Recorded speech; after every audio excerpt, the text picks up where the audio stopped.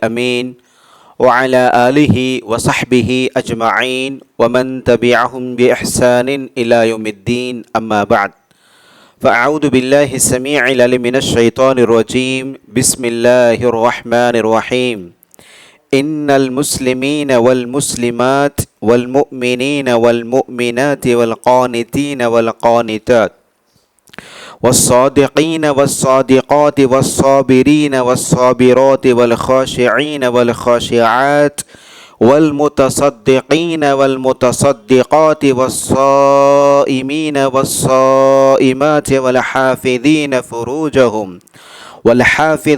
فروجهم والحافظات والذاكرين الله كثيرا والذاكرات أعد الله لهم مغفرة وأجرا عظيما.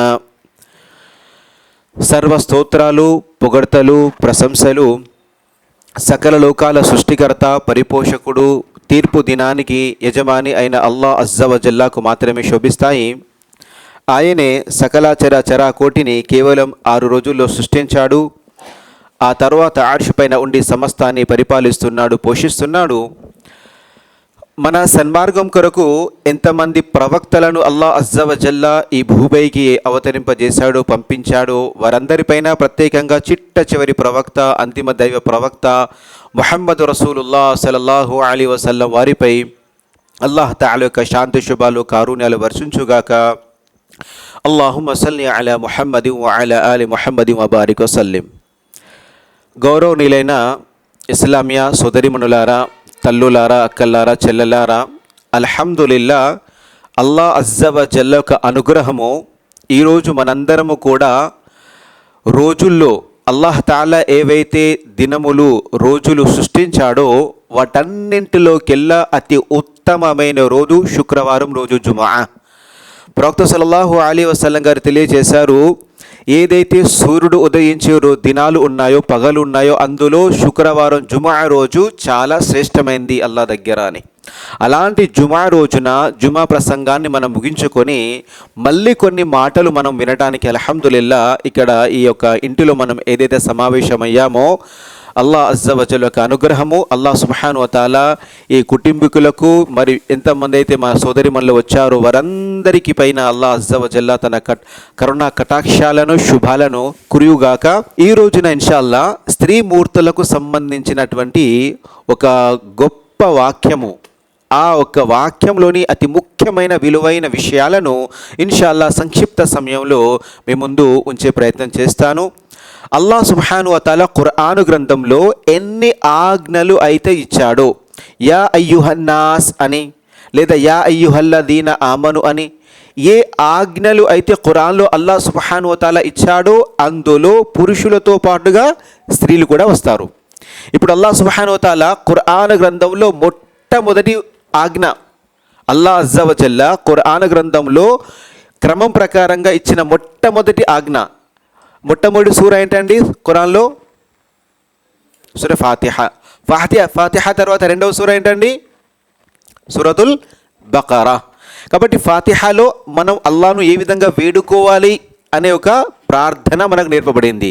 ఇక సూర బకరాలో 21వ వాక్యాన్ని మీరు చదివినట్లయితే అల్లాహ్ అజ్జా వ జల్లా సర్వ మానవుల్ని ఉద్దేశించి ఆజ్ఞాపించారు, యా అయ్యుహన్నాసు ఉఅ్బుదూ రబ్బకుముల్లదీ ఖలకకుం వల్లదీన మిన్ ఖబ్లికుం లఅల్లకుం తత్తఖూన్. ఇక్కడ గమనించండి కాస్త, యా అయ్యుహన్నాస్, ఓ మానవులారా, ప్రజలారా, జనులారా అన్నారు. ఇప్పుడు ఇందులో ఆడవాళ్ళు, స్త్రీలు వస్తారా రారా? ఏమండి, వస్తారా రారా? ఉన్నారు ఇందులో కూడా. ప్రజలారా, జనులారా అంటే ప్రజల్లో ఇందులో బాలికలు కూడా, స్త్రీమూర్తులు కూడా, మహిళలు కూడా, వనితలు కూడా అందరూ వచ్చేస్తారు. అదేవిధంగా అల్లాహ్ అజ్జా వ జల్లా ఖురాన్లో యా అయ్యుహల్లదీన ఆమను దుకురుల్లా, యా అయ్యుహల్లదీన ఆమను తకుల్లా అని ఎక్కడైతే ఓ విశ్వసించిన ప్రజలారా, ఓ విశ్వాసులారా అని అల్లాహ్ తఆలా సంబోధించాడు కదా, మరి అందులో కూడా పురుషులతో పాటు స్త్రీలు కూడా ఉన్నారు లేదా ఆజ్ఞలో? అందులో కూడా ఉన్నారు. అయినప్పటికీ కూడా కొంతమంది ప్రవక్త సల్లల్లాహు అలైహి వసల్లం గారి కాలంలో కొంతమంది స్త్రీమూర్తులకు ఈ యొక్క విషయం తట్టేది. ఏం తట్టేది? అల్లాహు తఆలా ఎప్పుడు కూడా పురుషులను ఉద్దేశించి చెప్తున్నాడు కదా, పురుషులకు చెప్తున్నాడు, కానీ స్త్రీలకు సంబంధించినటువంటి ఒక వాక్యము మాకు ఏది లేదు కదా అనుక ఒక ఆలోచన అనుక చిన్న ఒక ఏమంటారంటే ఒక వెలితి అనేది ఉండేది. అలా అయితే కొంతమంది స్త్రీమూర్తులు హబిషాకు వెళ్ళారు కదా, హబిషా అంటే అబిసీనియాకు ముందు వలస వెళ్ళారు. వచ్చిన తర్వాత అమ్మ ఆయిషా రదియల్లాహు తఆలా అన్హా దగ్గరికి వచ్చి కొంతమంది స్త్రీమూర్తులు అడిగారు, మా గురించి అల్లాహ్ తాలా ఏదైనా వాక్యాన్ని అవతరింపచేశారా అని. అప్పుడు ఆయిషా రదియల్లాహు అన్హా గారు అంటారు, లేదు. వింటున్నారా? లేదు. అప్పుడు వాళ్ళందరూ కలిసి మళ్ళీ ప్రవక్త సల్లల్లాహు అలైహి వసల్లం దగ్గరికి వచ్చాడు. అంటారు, ఓ దైవ ప్రవక్త, అల్లాహ్ అజ్జా వజల్లా ఎప్పుడు కూడా పురుషులను ఉద్దేశించి చెబుతున్నాడు, కానీ స్త్రీలను ఉద్దేశించి ఏం చెప్పట్లేదు, ఎలాంటి ఆయతు లేదు ఖురాన్లో అని ప్రశ్నించారు. అప్పుడు అల్లాహ్ అజ్జా వజల్లా 34వ సూర, ఒకవేళ మీ దగ్గర ఖురాన్ కనుక ఉంటే లేదా మొబైల్లో ఉంటే చూడండి అమ్మా, 34వ సూర అహ్జాబ్, 33వ సూర అహ్జాబులో 34వ వచనము, 35వ వచనము చూడండి. 33వ సూర 35వ వచనాన్ని కాస్త మీరు చూడండి. అహ్జాబులో అల్లాహ్ అజ్జా వజల్లా అందులో ఈ ఆయత అవతరింపజేశాడు. ఇది ఒక రివాయతు. మరొక రివాయతులు ఏముంది అంటే, ఉమ్మే సల్మా రదియల్లాహు అన్హా తను వచ్చి ప్రవక్త సల్లల్లాహు అలైహి వసల్లం ప్రశ్నిస్తుంది, ఓ దైవ ప్రవక్త, అల్లాహ్ అజ్జా వజల్లా ఎప్పుడు కూడా పురుషుల్ని ఉద్దేశించి చెబుతున్నాడు, కానీ స్త్రీలను ఉద్దేశించి స్త్రీల పేర్లు చెబుతూ స్త్రీల గుణాలు చెబుతూ ఒక ప్రత్యేకమైనటువంటి ఆయతు ఎక్కడ లేదు కదా అని అన్నప్పుడు, అల్లాహ్ అజ్జా వజల్లా ఈ స్త్రీ మూర్తుల కోరికను, వారిలో ఉన్న ఒక వెలితి ఏదైతే ఉందో, మా గురించి ఒక ఆయతు కూడా లేదే అని దాన్ని అల్హమ్దులిల్లా పూర్తి చేస్తూ వారికి శుభవార్తనిస్తూ ఈ ఆయతు అవతరింపజేశాడు. కాస్త ఆలోచించండి, అల్లాహ్ అజ్జా వజల్లా స్త్రీ మూర్తుల పట్ల ఎంతటి దయాగుణం కలిగాడు. అల్లాహ్ అజ్జా వజల్లా దగ్గర ఈ యొక్క స్త్రీల, మహిళల, వనితల, స్త్రీ మూర్తుల యొక్క స్థానము ఎంత ఉందో కాస్త ఆలోచించండి. సుబ్హానల్లాహ్, ఒక్కసారి ఆలోచించండి.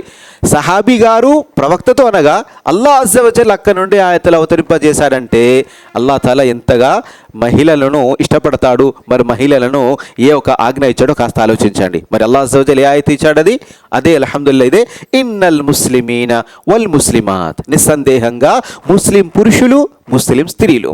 చూడండి, ముస్లిమాత్ అంటే స్త్రీలు, ఇక్కడ ముస్లిం అంటే విశ్వసించే ముస్లింలు, ముస్లిం పురుషులు, స్త్రీలు. వల్ ముమినీన వల్ ముమినాత్, మళ్ళీ ఎవరు ఇక్కడ? విశ్వసించినటువంటి యొక్క పురుషులు, విశ్వసించిన స్త్రీలు. చూడండి, స్త్రీలు. ఆ తర్వాత వల్ ఖానితీన వల్ ఖానితాత్, అంటే అల్లాహు తాలాకు భయపడేటటువంటి విధేయులైనటువంటి పురుషులు, విధేయులైనటువంటి స్త్రీలు. ఆ తర్వాత మళ్ళీ అల్లాహ్ అజ్జా వజల్లా వస్సాదికీన వస్సాదికాత్, సత్యసంధులైన పురుషులు మరియు సత్యసంధులైన స్త్రీలు. వస్సాబిరీన వస్సాబిరాత్, సహనం పాటించేటటువంటి పురుషులు, సహనశీలురైన స్త్రీలు. వల్ ఖాషిఈన వల్ ఖాషిఆత్, అల్లాహ్కు భయపడుతూ అనుకువగా ఉండేటటువంటి పురుషులు, అనుకువగా ఉండే స్త్రీలు. వల్ ముతసద్దికీన వల్ ముతసద్దికాత్, దాన ధర్మాలు చేసే పురుషులు, దాన ధర్మాలు చేసే స్త్రీలు. వస్సాయిమీన వస్సాయిమాత్, ఉపవాసాలు పాటించే పురుషులు, ఉపవాసాలు పాటించే స్త్రీలు. వల్హాఫిదీన ఫురూజహుం, తన యొక్క శీలాన్ని, తన యొక్క మర్మాంగాలను, శీలాన్ని కాపాడుకునే పురుషులు. వల్హాఫిదాత్, అలానే తన మానాన్ని, శీలాన్ని కాపాడుకునేటువంటి స్త్రీలు. వద్దాకీరీనల్లాహ కసీరన్, అల్లాహు తఆలాను అత్యధికంగా స్మరించే పురుషులు. మరియు వల్హాఫిదాత్ వద్దాకిరాత్, అల్లాహను అత్యధికంగా స్మరించే స్త్రీలు. సుబ్హానల్లాహ్, ఒకసారి మీరు లెక్కించండి, ఎన్ని ఉన్నాయి అందులో? 10 సిఫతులు ఉన్నాయి. ఇక్కడ 10 గుణాలను అల్లాహ్ అజ్జా వజల్లా ఒకదాని తర్వాత ఒకటి అల్హమ్దులిల్లాహ్ ఇక్కడ మనకు చెప్పడం జరిగింది. అయితే అల్లాహ్ తాలా ఏదో వాళ్ళు అడిగారు కదా అని చెప్పేసి ఒక ఆయత ఇచ్చారా అండి? అల్లాహకు ఉద్దేశం ఉంటుందా లేదా?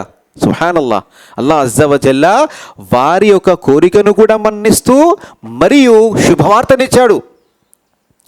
ఎలాంటి స్త్రీలు గొప్ప పుణ్యానికి మరియు క్షమాభిక్షకు అర్హులు, వారికి పశ్చాత్తాపంతో పాటు, క్షమాభిక్షతో పాటు వారు ఊహించినటువంటి మహోన్నతమైనటువంటి పుణ్యఫలం వారికి లభించే వాళ్ళు ఎవరు అని అల్లాహు తఆలా అలాంటి ఒక గొప్ప ఆయతును అవతరింపజేశాడు. ఇక్కడ మనకు ఒక్కొక్కటి 10 గుణాలు ఉన్నాయి, ఇక్కడ 10 లక్షణాలు అన్నట్టు. ముస్లిమీన్, ముస్లిమాత్, అదేవిధంగా ముస్లిమీన్, ముమినీన్, ఖానితీన్, సాదికీన్, ఆ తర్వాత సాబిరీన్, ఖాషియీన్, ముతసద్దికీన్, అస్సాయిమీన్, హాఫిదీన్. ఇవి ఒక్కొక్కటి సుబ్హానల్లా ఎంతో అర్థాన్ని ఇచ్చేది. ఇందులో ఒక్కొక్క పదము ఇన్షాల్లా ఒక్కొక్క సబ్జెక్ట్ లాంటిది అన్నట్టు. సుబ్హానల్లా, దాని గురించి మనం ఒక్కో రోజైనా కాడ చెప్పుకున్నా కూడా ఆ సబ్జెక్ట్ తరగదు, అంతగా అల్లాహ్ అజ్జా వజల్లా దీనిలో అర్థాన్ని ఇచ్చాడు. కాబట్టి ఇక్కడ ఈరోజు మనం సంక్షిప్తంగా ఇందులో ఉన్నటువంటి భావాన్ని మనం తెలుసుకుందాం. అల్లాహ్ అజ్జా వజల్లా ఏం చెప్పాడు? ముస్లిమీన ముస్లిమాత్ అంటే ముస్లిములు. ఇప్పుడు చెప్పండి, ముస్లింలు అని ఎవరిని అంటారు? ముస్లిం అని ఎవరిని అంటారు చెప్పండి? ముస్లింలు అంటే ఎవరు? ఇస్లాం అంటే ఏంటి? ఇది మనం తెలుసుకోవాలి. ఇస్లాం అనే పదానికి అర్థం ఏంటి? ఇస్లాం అనే పదము సిల్మున్ నుండి వచ్చింది. సిల్మున్ అంటే మనల్ని అల్లాహకు సమర్పించుకోవడం, అంకిత భావం, సమర్పణ అని ఉంది. అంటే మనకంటూ కోరికలు ఏవి ఉండవు. అల్లా కోరికలను, అల్లాహకు ఏ ఆజ్ఞ ఇచ్చాడో ఆ ఆజ్ఞను పాటించడమే మన బాధ్యత. ముస్లిం విధేయుడు అంటాం, అందుకోసం ముస్లిం అంటే. చూడండి, అరబ్బుల్లో ఎక్కువగా ఒంటెలను, వాడు ఎడారి ప్రాంతంలో ఉండేవారు కదా, ఒంటెలను వారు ఎక్కువగా వారి దగ్గర ఉండేది. అయితే ఏ ఒక్క ఒంటెలకు, ఇప్పుడు గుర్రానికైనా కానీ ఆవుకైనా కూడా ఏదైనా ఒక పశువుకు దాన్ని వేగాన్ని కంట్రోల్ చేయడానికి దాన్ని కళ్ళెం వేస్తారు, తెలుసు కదా. దాని ముక్కులో నుండి తీసి ఒక కళ్ళెం ఉంటుంది, అది దాన్ని నడిపించేటటువంటి ఒక వ్యక్తి చేతిలో ఉంటుంది అన్నట్టు. ఇప్పుడు మీరు చెప్పండి, ఇప్పుడు ఎవరైతే వాహనం నడిపిస్తున్నారో ఒంటె పైన ఉన్న వ్యక్తి కానీ గుర్రమైన వ్యక్తి పైన కానీ ఆ సవారీ చేసే రౌతు ఆయన చేతిలో ఉంటుందా? కంట్రోల్ పవర్ చెప్పండి, ఉంటుందా ఉండదా? ఇప్పుడు అంతే. ఎందుకంటే మన బైక్ ఉంది, ఇప్పుడు మనం బైక్ మీద వెళ్తున్నప్పుడు మన చేతుల్లో ఉంటుందా లేదా? స్పీడ్ను కంట్రోల్ చేయడం, బ్రేక్ వేయడం, ఆపడం కంట్రోల్లో ఉంటుందా? కంట్రోల్ తప్పిందంటే, కంట్రోల్ తప్పామనుకోండి ఏమవుతుంది? అదే ఇప్పుడు ఆ వాహనానికి మనం ఇచ్చేసాం, ఇష్టం ఎక్కడికైనా వెళ్ళాం అనుకోండి, గుర్ర మీద కూర్చున్నాం, గుర్ర తీసుకెళ్తే ఎక్కడికి వెళ్తాం? మనం పడిపోతాం లేదా? లోయలో కింద పడి మనం చచ్చిపోతాం. అయితే అలానే అల్లాహ్ తాలా ఏం చెప్పాడు? ఇక్కడ ఏదైతే కళ్ళం ఇచ్చాడో ఆ కళ్ళాన్ని ముస్లిమతున్ అంటారు అన్నట్టు. అంటే ఆ కళ్ళం ఉన్నటువంటి గుర్రాన్ని ముస్లిమతున్ అంటే ఇక అది తన ఇష్టారంగా కూర్చుంటుంది, అది తన ఇష్టారంగా చేయగలుగుతుంది ఏదైనా? లేదు, ఇక్కడ కంట్రోలింగ్ పవర్ ఉంటుంది అన్నట్టు. అలానే ముస్లిం అంటే మనం కూడా అల్లాహ్ విధేయులు. అంటే మనము మన ఒక కళ్ళం అల్లాహ్ చేతిలో ఉంది అంతే. అంటే మనం అల్లాహకు సమర్పించుకుని ముస్లిం అయ్యామంటే ఇక అల్లాహ్ కూర్చున్న చోట కూర్చోవాలి, అల్లాహ్ ఇష్టమైన పని చేయాలి, అల్లాహకు ఇష్టం లేని పని చేయకూడదు, అది ముస్లిం అన్నట్టు. ఇక ముఖ్యంగా షరియత్ భాషలో చెప్పాలంటే 5 ఉన్నాయి పిల్లర్స్ ఆఫ్ ఇస్లాం. ఎన్ని ఉన్నాయి? ఇస్లామియా మౌలిక అంశాలు ఎన్ని ఉన్నాయండి? 5 ఉన్నాయి. చెప్తారు ఎవరైనా? అష్హదు అల్లా ఇలాహ ఇల్లల్లాహ్, అష్హదు అన్న ముహమ్మద్ రసూలుల్లాహ్. అల్లాహ్ తప్ప మరొక ఆరాధుడు లేడు, ముహమ్మద్ అల్లాహ్ యొక్క ప్రవక్త అని విశ్వసించి ఆ కలీమాకు అనుగుణంగా షిర్కుకు దూరంగా ఉంటూ తౌహీద్ పైన ఉండడము, ఇది మొదటిది. తౌహీద్ పైన ఉంటూ మళ్ళీ రెండవది ఏంటి? నమాజు స్థాపించడము. మూడవది జకాత్ ఇవ్వడము. నాలుగవది రమదాన్ ఉపవాసాలు పాటించడము. ఐదవది హజ్ యాత్ర చేయడము. ఇందులో జకాత్ మరియు హజ్ అనేది ఏంటి? ధనవంతుల పైన విధిగా ఉంది, కానీ మిగతా 3 ఎవరైనా పాటించవచ్చు. కాబట్టి ఈ 5 విషయాలను పాటించే ఒక ముస్లిం. సుబ్హానల్లాహ్. కాబట్టి ఎక్కువగా అస్లాఫ్ ఎవరైతే యొక్క తఫ్సీరు రాశారు, ముఫస్సిరీన్ అంటాం కదా, ఆ తఫ్సీర్లో ఎవరైతే అల్హమ్దులిల్లా సహబాల్లో వారు కూడా అనేవారు, మనం ఫవ్వద అమ్రహులిల్లా, అంటే మనల్ని అల్లాహ్ ఒక ఆజ్ఞకు సమర్పించుకున్నాము అని.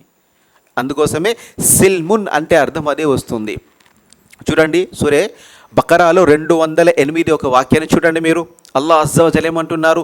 యా అయ్యుహల్లదీన ఆమను దుఖులు ఫిస్సిల్మి కాఫా. ఇక్కడ అరబ్బీ ఆయతులో ఇస్లాం అనే పదం మీకు వినబడుతుందా? యా అయ్యుహల్లదీన ఆమను దుఖులు ఫిస్సిల్మి కాఫా అంటున్నాడు. అంటే సిల్మ్ అనే పదమే ఇస్లాం అర్థం. అంటే ఓ విశ్వాసులారా, ఇస్లాం పురుషులారా, స్త్రీలారా, మీరు ఇస్లాంలోకి సంపూర్ణంగా ప్రవేశించండి అని. సుబ్హానల్లాహ్. కాబట్టి ఇక్కడ అర్థం ఏంటంటే సిల్మ్ అంటే అనుకువ, అల్లాహ్ తాలాకు మనము సమర్పించుకోవడము, మన ఇష్టాలను వదిలి అల్లాహ్ ఇష్టం ఉంది చేయడం. అంతేనా? అల్లాహ్ నమాజ్ చేయమన్నారు, నమాజ్ చేయాలి. అల్లాహ్ తాలా నిర్ణయించాడు, సమయాన్ని రోజాలు నిర్మించాడు, రోజాల కోసం అల్లాహ్ తాలా రంజాన్ మాసాన్ని ప్రత్యేకించాడు. ఇలా అల్లాహ్ అజ్జా వజల్లా సృష్టికర్త అల్లాహ్ దేన్నైతే మనకు నిర్ణయించాడో దాన్ని స్వీకరించువాడు, శిరస వహించువాడు, వినయ విధేయతతో ఉండేవాడు ముస్లిం. అలాంటి ముస్లిం స్త్రీగా మనం ఉండాలి. సుబ్హానల్లాహ్. మొదటి వాక్యం ఏంటంటే ముస్లిం స్త్రీగా ఉండాలి. ముస్లిం స్త్రీ తర్వాత మళ్ళొక దర్జా ఏంటి, మళ్ళొక దశ అంతస్తు ఏంటి? ముమిన్, విశ్వాసరాలు కూడా కావాలి. ఇస్లాం యొక్క ఎన్ని అంతస్తులు ఉన్నాయి తెలుసు చెప్పండి? ఇస్లాంలో ఎన్ని అంతస్తులు ఉన్నాయి? 3 అంతస్తులు ఉన్నాయి. ఏంటవి? జిబ్రీల్ అలైహిస్సలాం గారు మానవ రూపంలో ప్రవక్త సల్లల్లాహు అలైహి వసల్లం గారి వద్దకు వచ్చి 3 ప్రశ్నలు వేస్తారు. చెప్పగలుగుతారు ఎవరైనా? ప్రవక్త సల్లల్లాహు అలైహి వసల్లం గారిని 3 ప్రశ్నలు వేస్తారు. ఏంటది? ఇస్లాం అంటే ఏంటి? ఈమాన్ అంటే ఏంటి? ఇహ్సాన్ అంటే ఏంటి? దీన్ని ఎప్పుడు మనం మర్చిపోకూడదు. దీన్నే మరాతిబుల్ ఇస్లాం అంటారు. అంటే ఇస్లాం యొక్క అంతస్తులు. మొదటగా ఇస్లాం ఉంటుంది. ఒక వ్యక్తి ఇస్లాంలోకి ప్రవేశించాలంటే ఏం చేయాలండి? ఒక వ్యక్తి ముస్లిం కావాలంటే ఏం చేయాల్సి ఉంటుంది? ఏం చదవాలి? కలిమా చదవలేదా? కలిమా చదవాలి. లా ఇలాహ అష్హదు అన్ లా ఇలాహ ఇల్లల్లాహ్ వ అష్హదు అన్న ముహమ్మదన్ అబ్దుహు వ రసూలుహు. ఇది కలిమా, సద్వచనము, పవిత్ర వచనము. దీని చదివిన వ్యక్తి ఇస్లాం భవనంలో ప్రవేశిస్తాడు. ఆ తర్వాత తౌహీద్ పైన ఉండాలి, షిర్కుకు దూరంగా ఉండాలి, నమాజు స్థాపించాలి. ఇలా 5 పనులు ఉంటాయి. ఇక ఆ తర్వాత రెండోది ఏంటి? ఈమాన్. ఈమాన్లో ఎన్ని ఉన్నాయి? ఈమాన్లో ఎన్ని విధులు ఉన్నాయి? 6 ఉన్నాయి. ఏంటవి? అల్లా పట్ల విశ్వాసం. చెప్పండి. అల్లా పట్ల విశ్వాసం, దైవ దూతల పట్ల విశ్వాసం, ఫరిష్ట దైవ దూతల పట్ల, దైవ ప్రవక్తల పట్ల, దైవ గ్రంథాల పట్ల, పరలోకం పట్ల, మంచి చెడు విధిరాత పట్ల విశ్వాసం కలిగి ఉండాలి. సుబ్హానల్లాహ్. ఇస్లాం కంటే గొప్ప స్థానము ఈమాన్. ఈమాన్ కంటే మరొక గొప్ప స్థానము ఇహ్సాన్. కాబట్టి ఇస్లాం పైన ఆచరించేవాడిని ముస్లిం అంటారు. ఈమాన్ దర్జాకు చెందినవాడిని ముమిన్ అంటారు. దీనికంటే హై లెవెల్ అన్నట్టుగా మరి గొప్ప స్థానము ఇహ్సాన్. ఆ ఇహ్సాన్ స్థితికి ఉన్నవాడిని ముహ్సిన్ అంటారు. ఇవి మరాతిబుల్ ఇస్లాం, ఇస్లాం ఉన్న అంతస్తులు. కానీ ఇక్కడ అల్లాహ్ అజ్జా వజల్లా ఇస్లాం అనే పదాన్ని తీసుకొచ్చి ఆ తర్వాత ముమిన్ అనే పదాన్ని తీసుకొచ్చారు. ఇస్లాంకు ఈమాన్కు 2 తేడా ఉంది. తేడా ఏంటి? చూడండి, సూరా హుజరాత్ 49వ సూరాలో మీరు చూడండి, దాదాపు 12వ వచనం చూడండి, 11వ వచనం చూడండి. ఇందులో అల్లాహ్ అజ్జా వజల్లా ఏమంటున్నాడు? కొంతమంది వచ్చి అంటారు ఇక్కడ, ఎవరు? అప్పుడప్పుడే ఇస్లాం స్వీకరించిన కొంత వాళ్ళు ఏమంటారు? వచ్చి మేము విశ్వసించాము అని అంటారు. ప్రవక్త సల్లల్లాహు అలైహి వసల్లం గారు ఏమంటారు? మేము విశ్వసించాము అని అనకండి, మేము ఇస్లాం స్వీకరించాము అనండి అంటారు. అంటే ఇస్లాం అంటే ఏంటి? బాహ్యంగా ఉంటుంది. అది ఏంటి? వ్యక్తి నమాజులు చేస్తున్నాడు, షిర్కుకు దూరంగా ఉన్నాడు, తౌహీద్ పైన ఉన్నాడు, రమదాన్ రాగానే ఉపవాసాలు పాటిస్తున్నాడు, వర్షాలు ఉమ్రాకి వెళ్తున్నాడు, హజ్కి వెళ్తున్నాడు, దాన ధర్మాలు చేస్తున్నాడు, సదకా ఇస్తున్నాడు, జకాత్ ఇస్తున్నాడు. ఇవి కంటికి కనిపిస్తున్నాయి.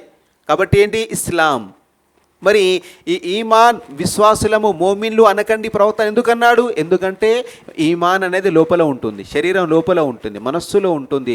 మన మనస్సులో, శరీరంలోని ప్రతి అంగంలో, ప్రతి అవయములో ఉంటుంది. ఏంటది? ఈమాన్. ఏంటి ఈమాన్? ఈమాన్ అంటే ఏంటి? మరి ఈమాన్ అంటే ఏంటి? అల్లా పట్ల విశ్వాసం. మంచి అయినా, చెడు అయినా, కష్టమైన, బాధ అయినా కూడా విశ్వాసాన్ని వదిలేస్తామా? లేదు. ఎవరైనా షిర్కు పనులకు పాల్పడతామా? లేదు. విశ్వాసం అంటే ఏంటి? పూర్తి నమ్మకం. ఇక మళ్ళీ దైవదూతలు చూస్తున్నారు, నా మాటలు వింటున్నారు, దైవ గ్రంథాలను విశ్వసించాలి. ఇలా 6 విషయాలను సంపూర్ణంగా నమ్మేవారు. సుబ్హానల్లాహ్. అది ఒక దర్జా ఎక్కువ ఇంకా ఈమాన్ అనేది. కాబట్టి ముస్లిం, ముమిన్ ఈ 2 కూడా వేరు. కాబట్టి మనం ముస్లింగా ఉండాలి ముందుగా, ఆ తర్వాత మోమిన్ స్థితి కూడా చెందాలి, చేరాలి. అల్లాహ్ అజ్జా వజల్లా ఇక్కడ ఈ విషయం కూడా మనకు చెప్పడం జరిగింది. కాబట్టి మనందరం కూడా ఇస్లాం, ముస్లింతో పాటు ఈ ఈమాన్ అనే దర్జా కూడా వెళ్ళాలి. మరియు మనం చూడండి, అల్లాహ్ అజ్జా వజల్లా మనం చూసామా? కనబడతాడు అల్లాహ్ అజ్జా? చూడగలుగుతారు ఎవరైనా? కొంతమంది అంటారు, కనబడని వాడిని ఎందుకు మీరు మొక్కుతున్నారు? మా దేవుళ్ళు కనబడుతున్నారు చూడండి అంటారు. నౌజుబిల్లా అంటారా లేదా? మా దేవుడు కనబడుతున్న, మీ దేవుడు కనబడిన దేవుడు మొక్కుతున్నారు అంటారు. అలా అని చెప్పేసి దేవుడు లేడా? ఉన్నాడు. అలా అల్లాహ్ అజ్జా వజల్లా చూడకుండా నమ్మాలి. ఇందులో మన విశ్వాసం ఉంది. కానీ అల్లాహ్ ఉన్నాడా లేదా? అల్లాహ్ ఉన్నాడు. కాబట్టి అల్లాహ్ అజ్జా వజల్లా వీటన్నిటిని పుట్టించాడు. మనల్ని, మానవులందరినీ పుట్టించినవాడు ఆయనే. అదేవిధంగా అల్లాహ్ సుబ్హానహు వ తఆలా రుబూబియత్, మనందరికీ తినిపించేది, త్రాపించేది, పుట్టించేది, వర్షం కురిపించేది, ఇవన్నీ ఎవరు? అల్లాహ్ అజ్జా వజల్లానే. కాబట్టి మనల్ని పుట్టించి ఉపాధినిస్తున్నటువంటి ఆ అల్లాహ్ని ఏం చేయాలి? మనము ఆరాధించాలి. అల్లాహ్ తాలాకు మంచి మంచి పేర్లు ఉన్నాయా లేదా? ఉన్నాయి. అల్లాహ్ అనేది ఆ సృష్టికర్త పేరు. దాన్ని ఏమంటారు? అల్లాహ్ ఒక అస్తిత్వ నామము. ఇస్మే దాత్ అంటారు. ఇస్మే దాత్ అంటే ఆయన ఒక అస్తిత్వం ఉంది, ఉనికి ఉంది. ఆ ఉనికి, ఆ సృష్టికర్త పేరేంటి? అల్లా. ఆ తర్వాత ఆయన ఇంకో పేరేంటి? రహ్మాన్. ఖురాన్లో రహ్మాన్ ఉందా లేదా? రహ్మాన్ ఉంది. ఆ తర్వాత రహీం ఉందా లేదా? రహీం ఉంది. అల్హమ్దులిల్లాహి రబ్బిల్ ఆలమీన్ అర్ రహ్మాన్ రహీం. సుబ్హానల్లా. అల్లా ఆ సృష్టికర్త పేరు, రహ్మాన్ సృష్టికర్త పేరు, రహీం సృష్టికర్త పేరు. అలాగనే అల్ ఖాలిక్ పుట్టించేవాడు, సృష్టించేవాడు, అది కూడా పేరు. ఎందుకంటే అల్లాహ్ అజ్జా వజల్లా కొన్ని పేర్లు ఆయన గుణగణాలతో ఉన్నాయి, కొన్ని పేర్లు అల్హమ్దులిల్లాహ్ స్వతహాగా ఉన్నాయి. కాబట్టి ఇక్కడ చెప్పేది ఏంటంటే ఇలా అల్లాహ్ అజ్జా వజల్లాకు, అల్లాహ్ సుబ్హానహు వ తఆలాకు చెందిన ఈ విషయాల పట్ల నమ్మకం ఉంటుంది విశ్వాసికి. నలుగురు ఏదన్నా చెప్తే మనం వెంటనే వారి మాటలేని ఇస్లాం వదిలిపెట్టడం నౌజుబిల్లా, అలా కాదు. కాబట్టి ఈ విధంగా దృఢంగా తన విశ్వాసం పైన ఉండేవారు అలాంటి ముస్లిం స్త్రీగా ఉండాలి. సుబ్హానల్లాహ్. చూడండి, ఇస్లాం కొరకు ఇస్లాం స్వీకరించిన మొట్టమొదటి స్త్రీమూర్తి ఎవరు చెప్పండి? చెప్పండి. ఇస్లాం స్వీకరించిన మొట్టమొదటి స్త్రీమూర్తి ఎవరు? ఖదీజా రదియల్లాహు అన్హా గారు. ఎవరు? ఖదీజా రదియల్లాహు అన్హా. సుబ్హానల్లాహ్. చూడండి, ప్రవక్త సల్లల్లాహు అలైహి వసల్లం వెన్నంటే ఉంది. మొట్టమొదటిగా ఆయన నమ్మింది, ఆయన పైన విశ్వసించింది ఆయనే. తన భర్త ఆయన అప్పుడు భర్తగా ఉన్నారు అల్హమ్దులిల్లాహ్. కానీ అల్హమ్దులిల్లాహ్ అక్కడ వహీ తీసుకొచ్చిన తర్వాత వెంటనే ఇస్లాం స్వీకరించింది. ఇస్లాం స్వీకరించడమే కాకుండా ఎప్పుడైతే జిబ్రీల్ అలైహిస్సలాం గారిని ప్రవక్త గారు అతని అసలు రూపంలో చూశారు కదా, చూసారా లేదా?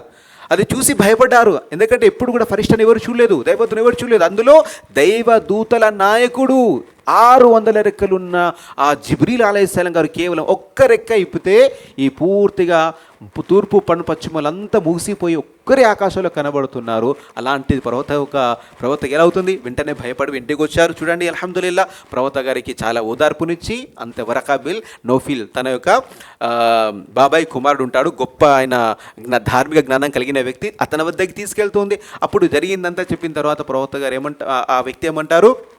నీ దగ్గరికి మూసా అలైహిస్సలాం దగ్గరికి వచ్చిన దైవదూత నీ దగ్గరికి వచ్చారు అంటే అల్లాహ్ తాలా నిన్ను దైవప్రవక్త ఎన్నుకున్నాడు.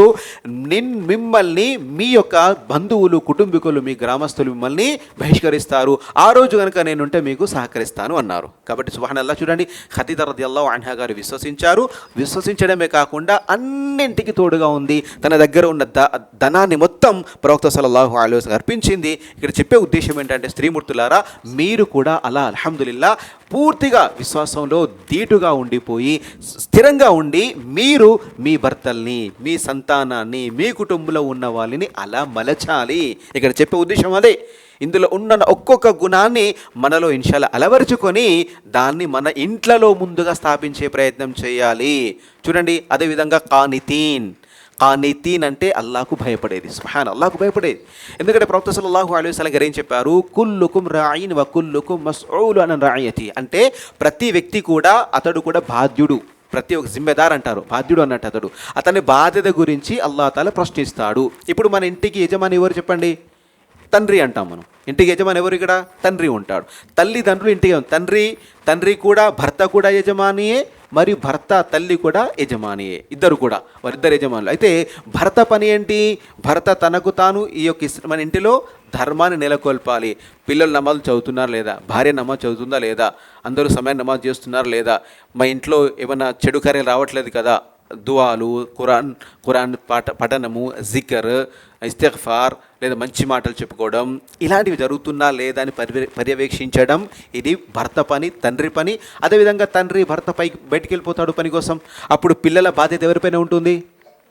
స్త్రీ పైన ఉంటుంది. అంతేకాకుండా తన మానాన్ని, తన శీలాన్ని, తన సౌశీల్యతను కాపాడుకుంటూ భర్తకు ఇష్టం లేని పనులు చేయకుండా భర్త బయట ఉన్నప్పటికీ కూడా భర్త యొక్క గౌరవాన్ని ఆటంకం కలిగించకుండా, ఆమెకు నష్టం కలిగించకుండా ఉండే స్త్రీ ఉంటుంది. సుబ్హానల్లాహ్. కాబట్టి భర్త కంటే ఒక రకంగా పురుషుడు కంటే స్త్రీ పైన ఎక్కువ బాధ్యత ఉంటుంది. ఇంటిలో ఉండి ఇంటి పనులు చక్కదిద్దుకుంటూ పిల్లల పైన పోషణ చేసేటువంటిది. కాబట్టి ఖాషిఈన్.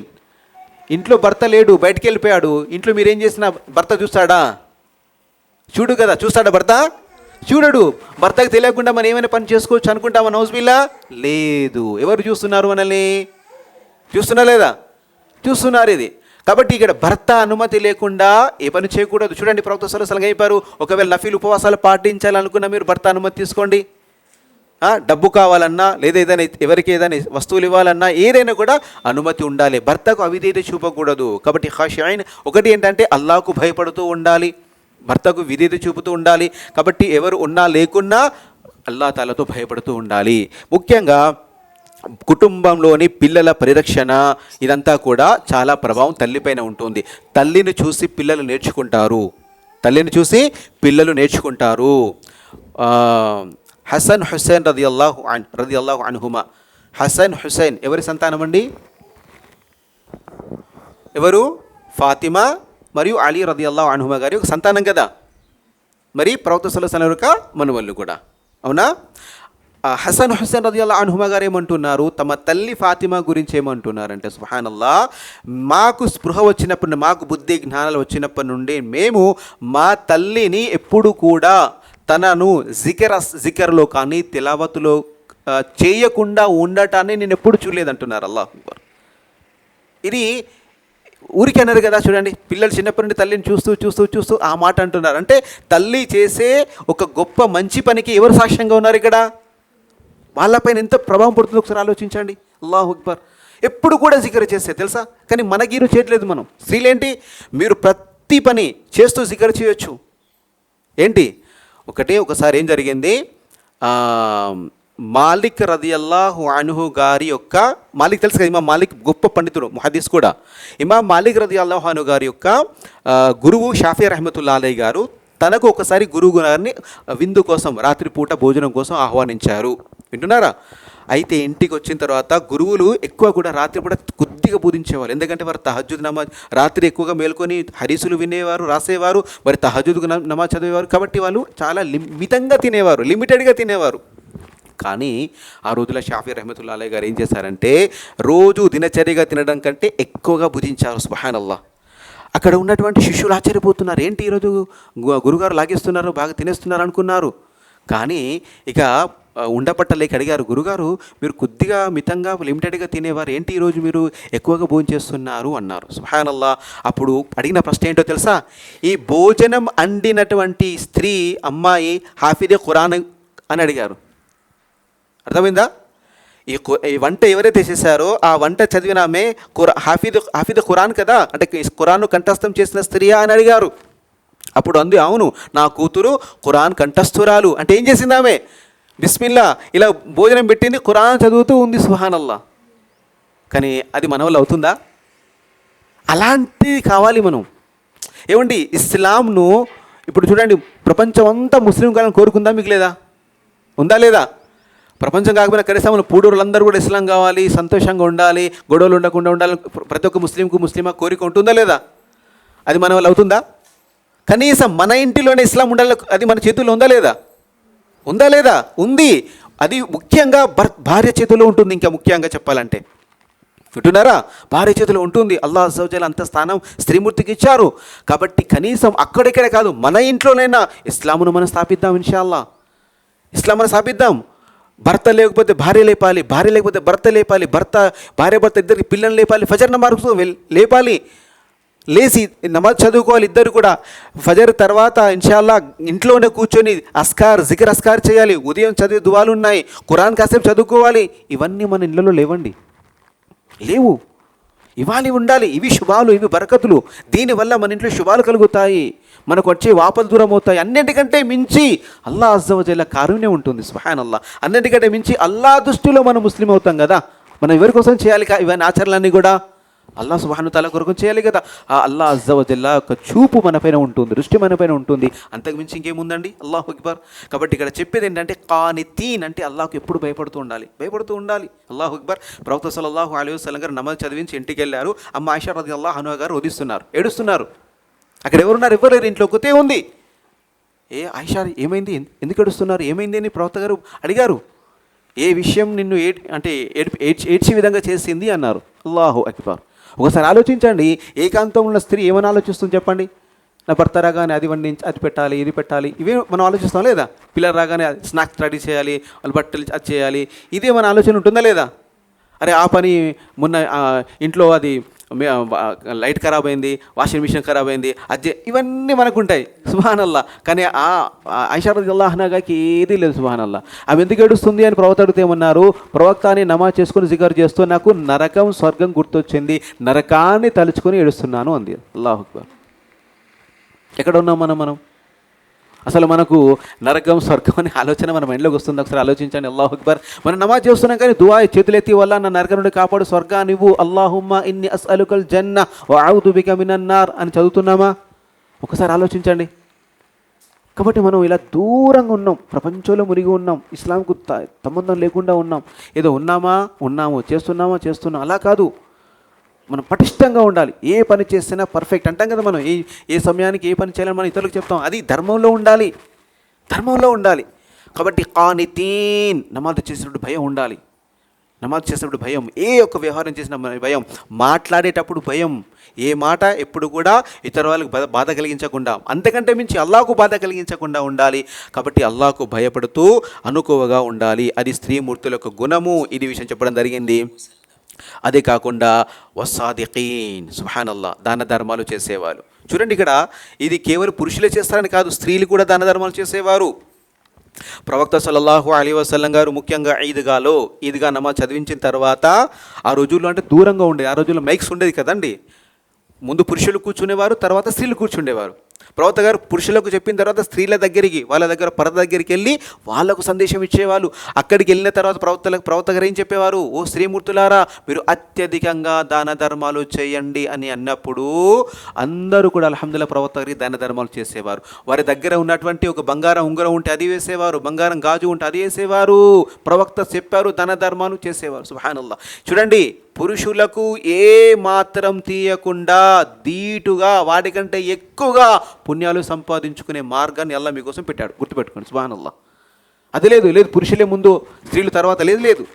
ప్రతి రంగంలో కూడా, ముఖ్యంగా ఇస్లాం అనేది ఇంకా పురుషుడి కంటే మెట్టు పైన పెట్టిందా లేదా చెప్పండి మీరు? సుబ్హానల్లాహ్, పెట్టింది. కాబట్టి మీకు ఇచ్చిన ఆ అల్లాహ్ ఇచ్చిన గొప్ప స్థానాన్ని మనం కాపాడుకోవాలి. అల్లాహ్ ఇచ్చినటువంటి దాన్ని గుర్తుంచుకోవాలి. అల్లాహ్ అజ్జ వ జల్ల అంతటి స్థానాన్ని ఇచ్చాడు. కాబట్టి దాన ధర్మాలు ఎలా చేయాలి మరి? ఒకటి, మనం అల్లాహ్ ఒక అనుగ్రహంతో మనకు అల్హమ్దులిల్లాహ్ జకాత్ ఇచ్చే స్థాయి ఉంది, ధనం ఉంది, డబ్బు ఉంటే జకాత్ ఇవ్వాలి. ఇది మొదటిది జకాత్. అంతేకాకుండా మళ్ళీ సాధారణంగా సదకా నఫీల్ అంటాం, ఒకరికి డబ్బులు ఇవ్వడం అన్నట్టు. ఏదైనా మనకు చిన్న చితకా, మళ్ళీ కాకపోతే ఇలా కుడి చేత్తో దానం చేస్తే ఎడమ చేతి తెలియకుండా, ఎడమ చేత్తో దానం చేస్తే కుడి చేతికి తెలియకుండా, అంటే సీక్రెట్గా ఏకాంతంగా ఇవ్వాలంతే. అర్థమైందా? అంటే ఇప్పుడు చెప్పే పనులన్నీ కూడా మనం అల్లాహ్ కొరకే చేయాలి. వింటున్నారు? అల్లాహ్ కొరకే చేయాలి. మీరు వినే ఉంటారు, సుబ్హానల్లాహ్, ప్రవక్త సల్లల్లాహు అలైహి వసల్లం గారు చెప్పారు, 7 అదృష్టవంతులు, 7 పుణ్యపురుషులు, పుణ్య గుణాలు కలిగిన వాళ్ళు ఆ రోజున ప్రళయ దినాన నీడలో ఉంటారు. ఆర్షి యొక్క నీడలో, అల్లాహ్ యొక్క నీడలో, ఆర్షి నీడలో ఉంటారు. అందులో ఎవరున్నారు? ఈ గుణం ఉన్న వాళ్ళు ఉంటారు. ఎలా? కుడి చేత్తో దానం చేస్తే ఎడమ చేతిలో, అంటే చాలా సీక్రెట్, అంటే చాలా రహస్యంగా ఇస్తారంటే ఎవరికి తెలియకుండా. అందుకోసమే అల్హమ్దులిల్లాహ్ మన అస్లాఫ్ అంటే సహాబాలు, ఆ తర్వాత తాబెఈన్లు ఎలా అంటే ప్రతి వారం దానం చేసేవాళ్ళు. గుర్తుపెట్టుకోండి. ఇన్షాల్లా ఈ వారం నుండి మనం కూడా ప్రారంభిద్దాం. ఇన్షాల్లా 10 రూపాయలు కానివ్వండి, 5 రూపాయలు కానివ్వండి, ప్రతి వారం ఇద్దాం మనం. ఇన్షాల్లా ప్రతి వారం, ప్రతి శుక్రవారం లేదా ప్రతి ఆదివారం, ఎప్పుడు డబ్బు ఉంటే వారంలో ఇస్తూ ఉండాలి. కానీ ఎలా? ఈ చేత్తో తెలిస్తే ఈ చేత్తో ఇస్తే అంటే మనం ఎవరికి తెలియకుండా, రియా అనేది రాకూడదు. ఏంటిది? పరోక్షం ఉండాలి. అంటే వాళ్ళు మెచ్చుకోవాలి, వీళ్ళు మెచ్చుకోవాలి, ఇలా అని కాకూడదు. ఒక్కోసారి ఏంటంటే మనము అందరికి ముందు ఇవ్వాల్సి ఉంటుంది. కొన్నేమో ఇలా, కొన్నేంటి అందరి ముందు ఇవ్వాల్సి ఉంటుంది కదా. అందరి ముందు ఎలా? ఇప్పుడు చూడండి, మనకి ఇప్పుడు దాన ధర్మాలు చేయండి అని చెప్పడము, లేదా ఇంకొకటి విషయం ఏంటంటే, ఇక్కడ బయట ముందు మస్జిద్ ముందులో కొంతమంది ఉంటారు చూడండి.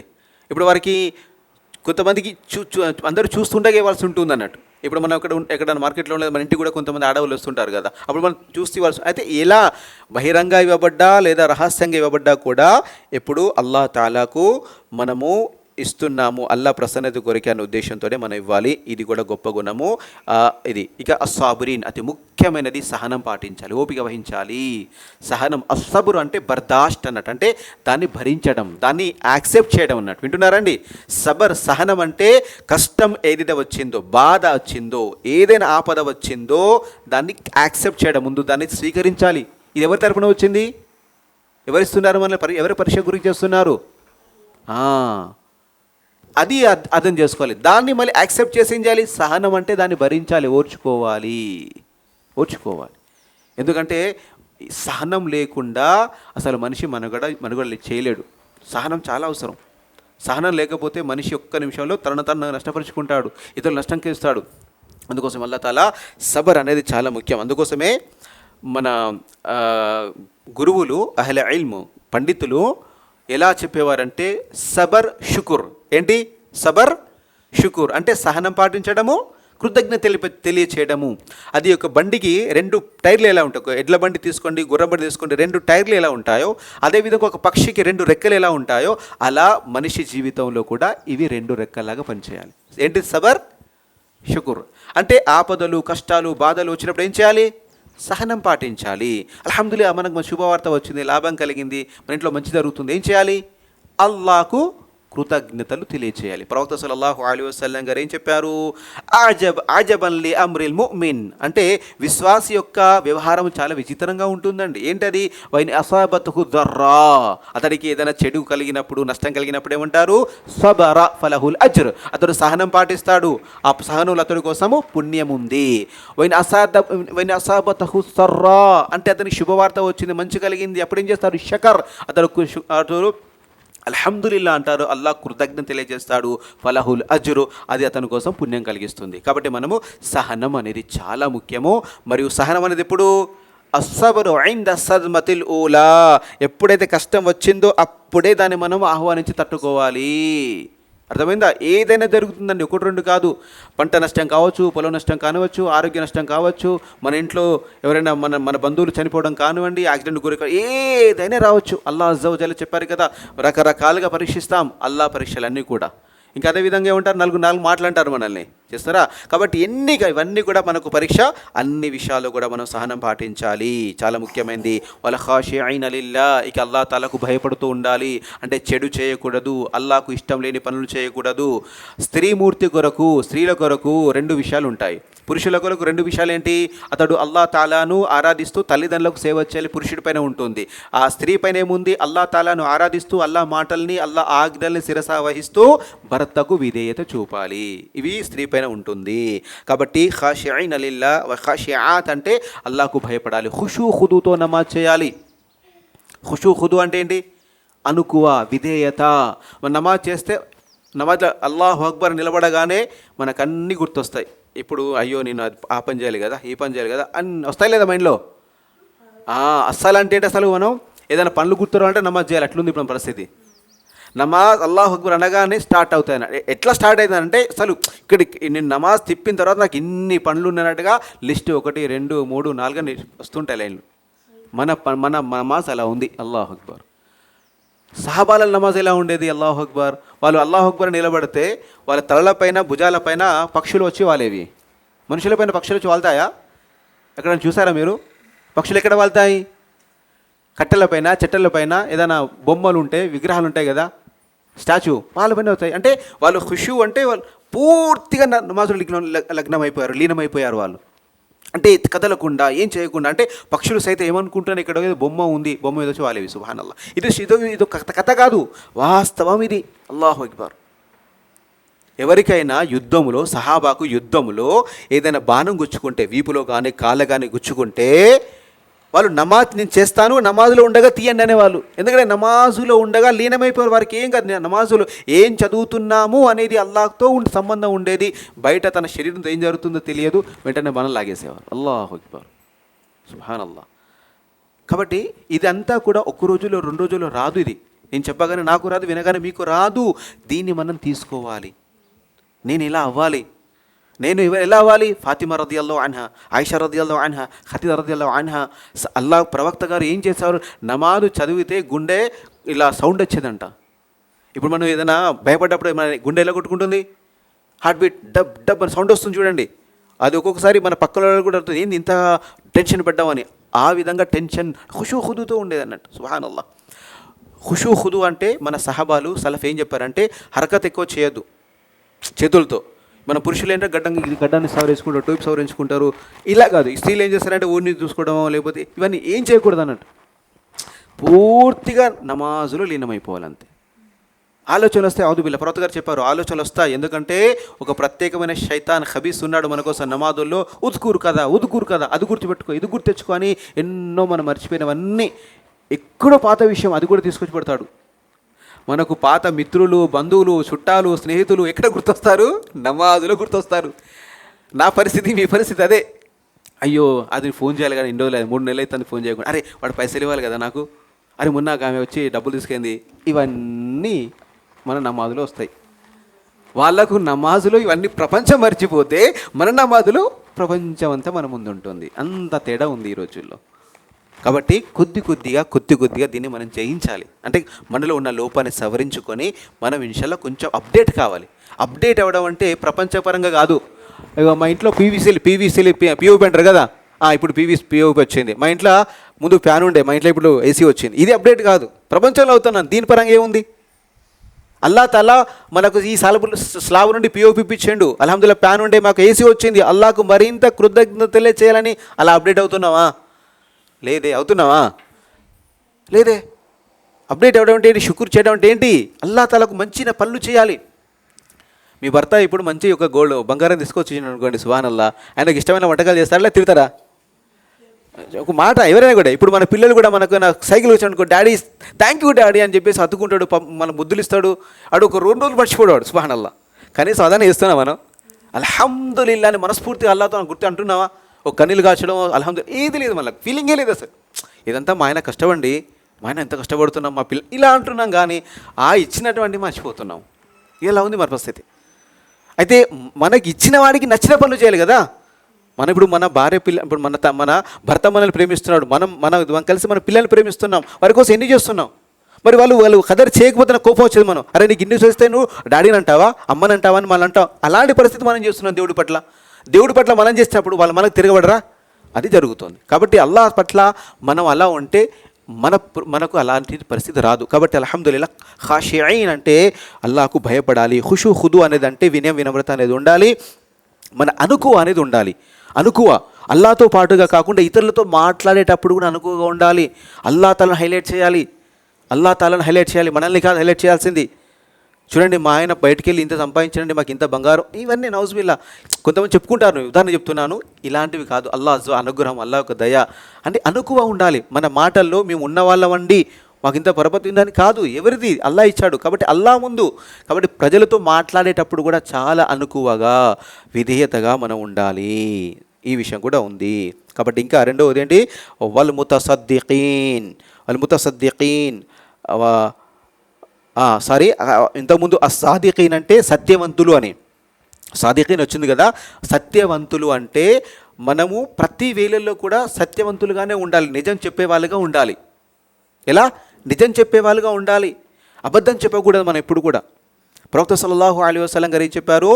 ఎప్పుడు కూడా నిజమే చెప్పాలి. నిజం చెప్తూ మనం నిజం చెప్పేవాళ్ళు సిద్దీకీన్లో మనం చేరుతాం.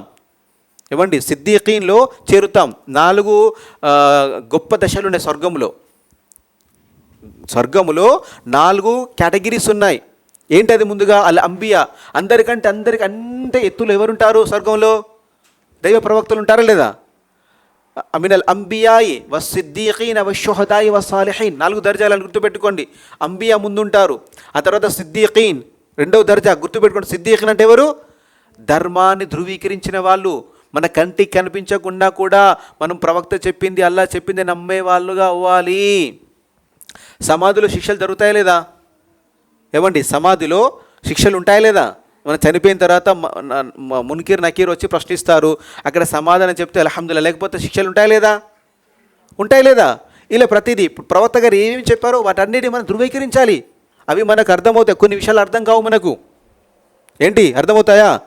కొన్ని అర్థం కావు. అల్లాహ్ తాలా ప్రవక్త గారు ఏం చెప్పారంటే, మేము మీ ఆచరణని కూడా తూకం వేస్తాము. ప్రతిదిన అల్లాహ్ తాలా మన ఆచరణని కొలుస్తాడా లేదా? తూకం వేస్తాడు. ఎవరి ఆచరణ, మన ఆచరణ ఎలా తూకం వేస్తాడు? మనకు అర్థమవుతుంది ఏమన్నా? నమ్మాలి, జరుగుతుంది అంతే. ఇలా ప్రవక్త గారు ఏం చెప్పాడో వాటిని నమ్మాలి. సాదికీన్ అంటే మనం ఎప్పుడు నిజం చెప్పేవాళ్ళుగా ఉండాలి, ధర్మంలో ప్రతి విషయాన్ని మనం ధృవీకరించే వాళ్ళుగా ఉండాలి. వింటున్నారా? మనం ఇస్లాం గురించి, ఇస్లాం ధర్మంలో ఏదేదైతే ఉందో అవన్నీ వినాలి. ఇస్లాంలో శిక్షలు కూడా ఉన్నాయా లేదా? తప్పు చేస్తే ఉందా లేదా? ఇస్లాం ఎక్కడైతే చట్టం ఉందో, లా ఉందో, ఇప్పుడు సౌదియా ఉంది, సౌదియాలో శిక్షలు అమలు పరుస్తున్నారు లేదా? దొంగతనం చేస్తే ఏ వాడు దొంగతనం చేస్తావని చేయి ఖండిస్తారు. ఇక్కడ ఒకవేళ జినా చేస్తాడు, వ్యభిచారం చేస్తాడు అనుకోండి, ఇవన్నీ చంపేస్తారు. తాగితే కొరడా కొట్టిస్తారు. ఇప్పుడు కూడా ఉంది అల్హమ్దులిల్లా. అవన్నీ ఉండాలా లేదా? అల్లా తల షరియతులో భాగమా కాదా? అది నచ్చుతుందా? కానీ నమ్మాలి. ఇది అన్నట్టు. సుబ్హానల్లాహ్. పరదా ఉంది ఇస్లాంలో, పరదా ఉంది. ఆ పరదా అనేది మనం పాటించాలి, నమ్మాలి. స్త్రీ ఎప్పుడు కూడా పరపురుషుల నుండి మాట్లాడడం కానీ ఇవన్నీ ఇస్లాం షరియతులు ఏవైతే ఉందో వాటన్నిటిని మనం ధృవీకరించాలి, నమ్మాలి. అది సిద్దిఖీన్, సాదిఖీన్ అంటే ఆ విషయము. ముతసద్దిఖీన్ అంటే ఇక్కడ దాన ధర్మాలు చేసేవారు. అస్సాయిమీన్ ఇందులో ఉపవాసాలు పాటించడం కూడా ఉంది. ఉపవాసాలు పాటించడం అంటే ఇది కేవలం రమదాన్ ఉపవాసాలు కాదు. రమదాన్ ఉపవాసాలతో పాటుగా నఫీల్ ఉపవాసాలు పాటించే స్త్రీమూర్తులు కూడా. ఇక్కడ చెప్పేదంతా కూడా ఎక్స్ట్రాడనరీ అంటే ఉత్తమ గుణాలు ఇవి సాధారణ గుణాలు కాదు. ఇవి ముస్లిం అంటే ఒక సాధారణంగా ముస్లిం అంటే అల్లాహకు సమర్పించుకున్నటువంటి ఒక స్త్రీ. ముమిన్ అంటే అల్లాహ్ తాలా పట్ల పూర్తి నమ్మకం ఉన్నటువంటి స్త్రీ. అది ఆ తర్వాత ఇక్కడ ఏం గుణాలు వచ్చాయి, ఇవన్నీ కూడా ఎక్స్ట్రాడనరీ అంటే విశిష్టమైనటువంటివి, అంటే మామూలు స్త్రీల కంటే గొప్పవాళ్ళు అని. అలాంటి గుణాల గురించే అల్లాహ్ సుబ్హానహు వ తఆలా ఇక్కడ చెప్పడం జరిగింది. అస్సాయిమీన్ అంటే ఏమొస్తుంది? రమదాన్ ఉపవాసాలు కాకుండా ఏంటి, ప్రతి నెలలో 3 ఉపవాసాలు పాటించాలి. దాన్ని అయ్యాం బీద్ అంటారు. ఏమంటారు? అయ్యాము బీద్ అంటే పున్నమి రాత్రులు ఎప్పుడుంటాయి? 13, 14, 15 కదా. 15వ తారీఖున పూర్తిగా పౌర్ణమి అంటాం చూడండి. పౌర్ణమి అంటే ఆ రోజున చంద్రుడు పూర్తిగా సంపూర్ణంగా కనబడతాడు. అందుకోసం బీజ్ అంటే తెలుపు అన్నట్టు, చంద్రుడిని గుర్తుపెట్టేది. అందుకోసమే అయ్యాం బీద్ అంటారు. ప్రతి నెలలో 13వ తారీఖు, 14, 15 ఏమండి, రజం నెల గడిచిపోయింది. రజబులో 13, 14, 15వ తేదీ. ఇప్పుడు షాబాన్లోకి వచ్చాము. ఇలా షాబాన్ 1వ తేదీ వల్ల షాబాన్ 1 అంటే మళ్ళీ షాబాన్లో 13వ తేదీ, 14, 15 తారీఖుల్లో ఏం చేయాలి? 3 రోజులు ఉపవాసాలు పాటించాలి. దైవ ప్రవక్త సల్లల్లాహు అలైహి వసల్లం గారు చెప్పారు, ఎవరైతే రమదాన్ ఉపవాసాలతో పాటుగా ఈ 3 ఉపవాసాలు ప్రతి నెల ఉపవాసాలు పాటిస్తారో వారి గత పాపాలు మన్నించబడ్డాయి అని చెప్పడంతో పాటుగా ముఖ్యంగా ప్రవక్త గారు ఏం చెప్పారు? ఈ 3 ప్రతి నెలలో 3 ఉపవాసాలు పాటిస్తే వారు పూర్తి జీవితాంతం ఉపవాసం పాటించినట్లే. అర్థమైందా? ఒక రోజులో ఎన్ని రోజులు, ఒక నెలలో ఎన్ని రోజులు ఉంటాయి? 29 లేదా 30 ఇస్లాం ప్రకారంగా 29 లేదా 30. అంటే 30 అంటే ఒక్కొక్క 10 రోజులకు ఒక్క రోజు, అంటే 3 రోజులకు 30 రోజులకు సమానం అన్నట్టు. ఇలా ప్రతి నెల ఉన్నట్టయితే ప్రతి సంవత్సరం ప్రతి నెల ఉన్నట్టేనే కదా. కాబట్టి చూడండి, అల్లాహ్ సుబ్హానహు తఆలా దగ్గర పనులు అయిపోయిందమ్మా. 10 నిమిషాలు ముగిస్తాను, 10 నిమిషాలు ఎక్కువ తీసుకోను. ప్రవక్త మన ఇస్లాం ఏం చెప్తుందంటే నమాజులు 5 చేస్తున్నాం, పుణ్యాలు ఎన్ని వస్తాయి చెప్పండి? 5 నమాజులు మనం చేస్తే పుణ్యాలు ఎన్ని ఇస్తాడు అల్లాహ్ తాలా? 50 నమాజుల పుణ్యం. తెలుసా మీకు? తెలియదా? మర్చిపోయారు అంతే, మీకు తెలుసు. ఎందుకంటే అల్లాహ్ తాలా ముందు 50 నమాజులు ఇస్తే మూసా చెప్తారు మీరు 50 నమాజులు చేయలేరు అంటే తగ్గిస్తే ఎన్ని అయ్యాయి? 5 అయ్యాయి. శుభవార్త ఇచ్చాడు అల్లాహ్ తాలా. ఈ 5 చేస్తే కూడా ఎన్ని పుణ్యాలు వస్తాయి? 50. అల్లాహు అక్బర్. మనందరికీ ముహమ్మద్ ప్రవక్త సల్లల్లాహు అలైహి వసల్లం గారి ఉమ్మతులో పుట్టిన మనందరికీ అన్ని అల్లాహ్ తాలా పుణ్యాలు ఇచ్చాడు. సుబ్హానల్లాహ్. అర్థమవుతుందా? అన్ని పుణ్యాలు ఇచ్చాడు. అందుకో చెప్తున్నాను కదా, ఇక్కడ కేవలము ప్రతి నెలల్లో 3 రోజులు 13, 14, 15 ఉపవాసాలు పాటిస్తే ఆ నెలంతా ఉన్నట్టే. అలా ప్రతి నెల ఉంటే మొత్తం సంవత్సరం ఉన్నా అంతే. సుబ్హానల్లాహ్. ఆలోచించు, జీవితాంతం ఉన్నట్టే లేవుతుందా శక్తి ఉన్నంత మేరకు చేస్తే. కాబట్టి అల్హమ్దులిల్లాహ్ అలా చేయొచ్చు. దేవప్రవక్త సల్లల్లాహు అలైహి వసల్లం గారు మళ్ళీ ప్రతి సోమవారం ప్రతి గురువారం కూడా ఉపవాసం ఉండేవాళ్ళు.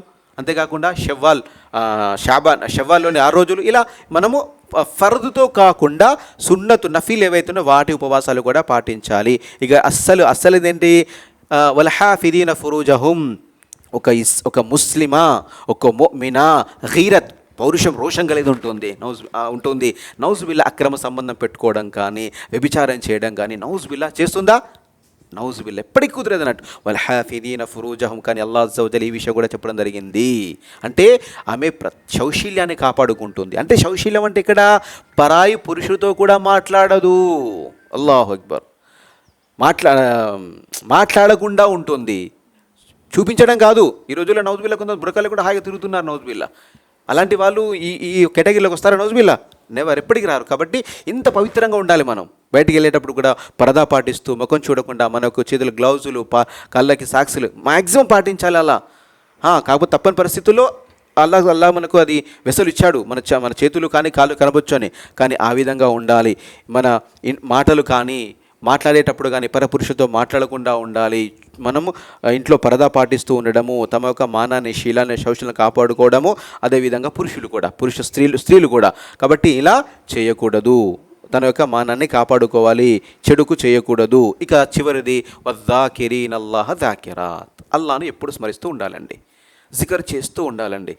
మీకు ఈజీగా చేయొచ్చు. ఒక రెండు మూడు వారం రోజులు ప్రాక్టీస్ చేయండి, ప్రతి పని చేస్తూ మీరు జికర్ చేయొచ్చు. సుబ్హానల్లాహ్, జికర్ చేయాలి. జికర్ నోటి పైన జికర్ ఉండాలి. ప్రవక్త సల్లల్లాహు అలైహి వసల్లం గారు చెప్పారు, మీ పెదవులు ఎప్పుడైతే కదులుతూ ఉన్నాయో స్మరణలో, అప్పటి వరకు అల్లాహ్ తాలా మిమ్మల్ని గుర్తు చేస్తూనే ఉంటాడు. ఏమండి, మీరు కోరుకుంటారా అల్లాహ్ తాలా నన్ను ఎప్పుడు గుర్తు చేసుకోవాలని? కోరుకుంటే సరిపోతుందా? చదవాలి. సుబ్హానల్లాహ్, ఎప్పుడు చదవాలి.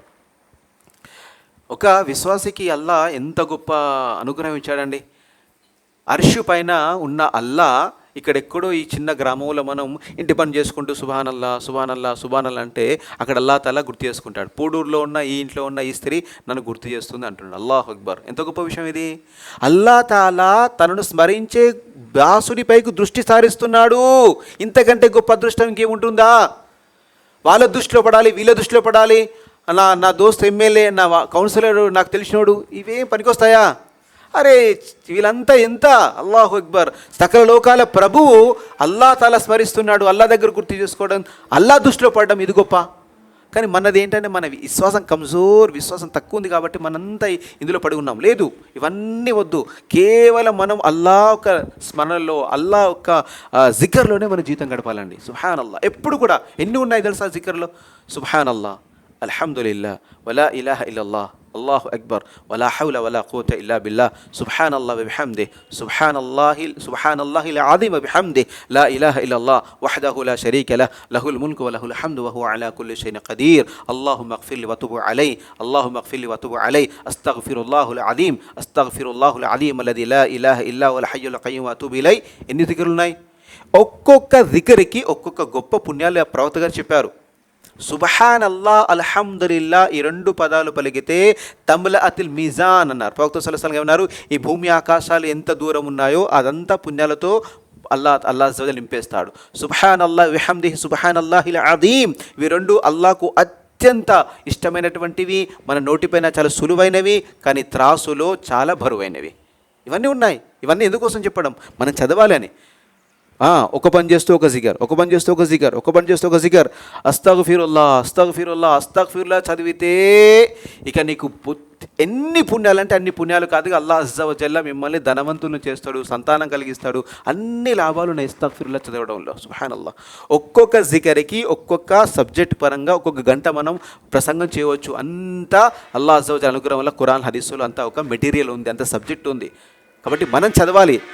కాబట్టి ముఖ్యంగా స్త్రీలు, మీరు ఈ పనులు చేస్తూ, ఇంటి పనులు చేస్తూ, ఏంటది ఎన్నో పనులు ఉన్నాయి, ఆ పనులన్నీ చేస్తూ జికర్ చేయండి. దరూద్ చదవండి. ఏమండి, వింటున్నారా? జికర్ చేయడం వల్ల అసలు సమస్యలు ఇవన్నీ పటాపంచలైపోతుంది. అన్నిటికంటే ముఖ్యంగా శైతాన్, ఇబ్లీస్ ఉన్నాడు, వాడు దూరం అయిపోతాడు. మనల్ని అసలు చెడు మార్గానికి చేసేది ఎవడు? మన అజాత శత్రువు ఎవడు? బద్ధ శత్రువు ఎవరు? ఆయననా? మన ఊళ్ళోనైనా, లేదా మన బంధువులో ఫలానైనా? కాదు. ఎవడు? ఇబ్లీస్, శైతాన్ వాడే. ఆ దుర్మార్గుడు, ఆ పాపిష్టోడు, మనల్ని నరకాన్ని తీసుకెళ్లేవాడు, వాడు దూరంగా ఉండాలని ఏం చేయాలి? ప్రవక్త గారు చెప్పారు ఒకటే మాట, బిస్మిల్లా, జికర్ చేయండి అంతే. జికర్ కోట, మనకి ఏంటి కోట? కవచ కోట ఉన్నట్టు. ప్రూఫ్ అంటారు, వాటర్ ప్రూఫ్ వచ్చింది ఇలా, వాటర్ ప్రూఫ్ ఎలానో ఇది శైతాన్ ప్రూఫ్. జికర్, శైతాన్ రాకూడదు, మనకు ప్రేరేపణ రాకూడదు, మన ఇంట్లో ఏం కాకూడదు అంటే ఏం చేయాలి? జికర్. ఈ జికర్ లేకపోవడం వల్ల ఏమవుతుంది? ఇవన్నీ జరుగుతాయి ఇంట్లో. టీవీలు చూడడం, సీరియల్ చూడడం, ఇవన్నీ వాడిని పక్కన పెట్టుకున్నాక ఇంకేం జరుగుతుంది? కాబట్టి ఇవన్నీ చేయండి ఇన్షాల్లా. కాబట్టి జికర్ చాలా పుణ్యాలు ఉన్నాయి జికర్లో.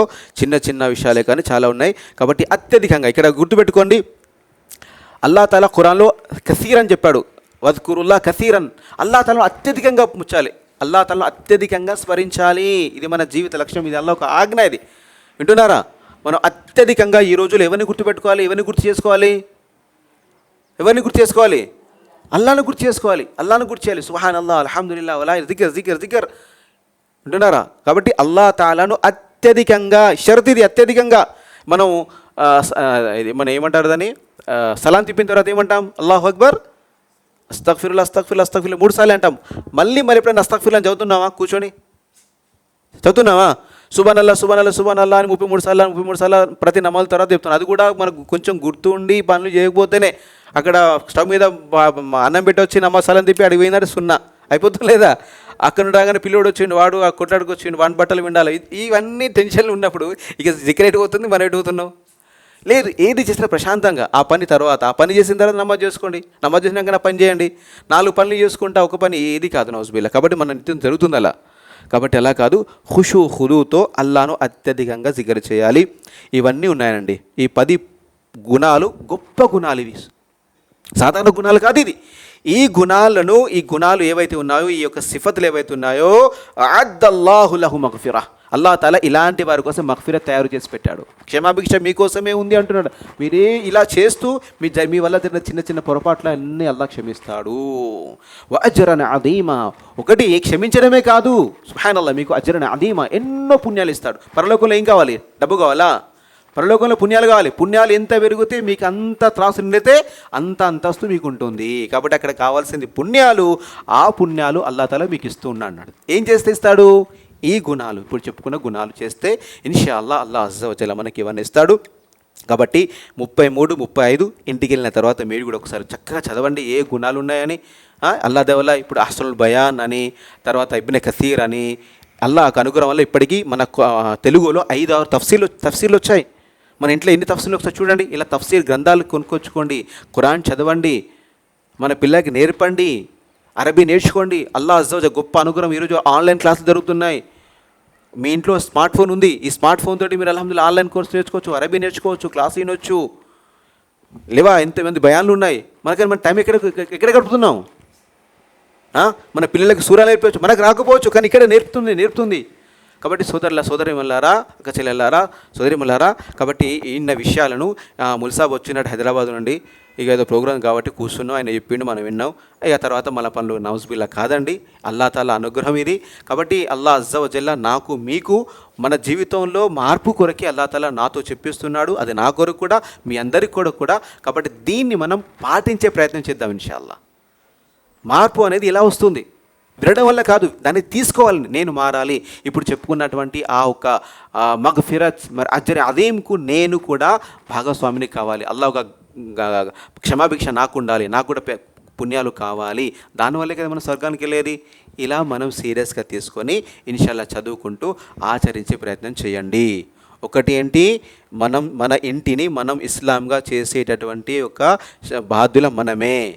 ఏమండి, ఎవరు మీ ఇంట్లో ఇస్లాం తీసుకొచ్చేది? ఎవరు తీసుకొస్తారు? మీరే, భార్యాభర్తలే, అమ్మా నాన్నలే తీసుకురావాలి.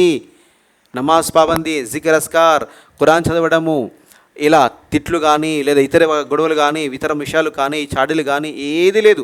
ఇలా ఇస్లాంని మన ఇంట్లో స్థాపించే ప్రయత్నం చేయండి.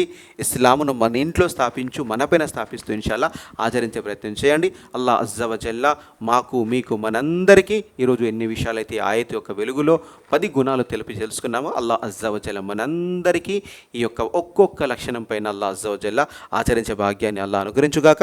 అల్లాహ్ సుబ్హానహు వ తఆలా మా అందరి హృదయాలను అల్లాహ్ ఇస్లాం కొరకు తెరువు, మా అందరికీ ఇస్లాం జ్ఞానాన్ని మాకు అనుగ్రహింపచేయి. ఎందుకంటే ప్రవక్త గారు చెప్పారు, అల్లాహ్ తాలా ఎవరు మేలు కోరుకుంటాడో, శ్రేష్ఠ కోరుకుంటాడో వారికి ధర్మ అవగాహన శక్తి ఇస్తాడు. ఓ అల్లాహ్ మాకు కూడా అవగాహన శక్తి ఇవ్వు, మేము ఏవైతే వింటున్నామో దాన్ని ఆచరించే భాగ్యాన్ని ఇవ్వు. వల్ల ఈ పనులన్నీ చేస్తూ మా కొరకు కూడా ఆ క్షమాభిక్షను, పుణ్యఫలాన్ని మాకు అనుగ్రహించు. రబ్బనా ఆతినా ఫిద్ దున్యా హసనతం వఫిల్ ఆఖిరతి హసనతం వఖినా అదాబన్నార్. రబ్బనా లా తుజిగ్ ఖులూబనా బఅద ఇద్ హదైతనా وهب لنا من لدنك رحمة إنك أنت الوهاب ربنا اصرف عنا عذاب جهنم إن عذابها كان غراما إنها ساءت مستقر وقاما ربنا هب لنا من أزواجنا وذرياتنا قرة أعين واجعلنا للمتقين إماما آمين سبحان ربك رب العزة عما يصفون وسلام على المرسلين والحمد لله رب العالمين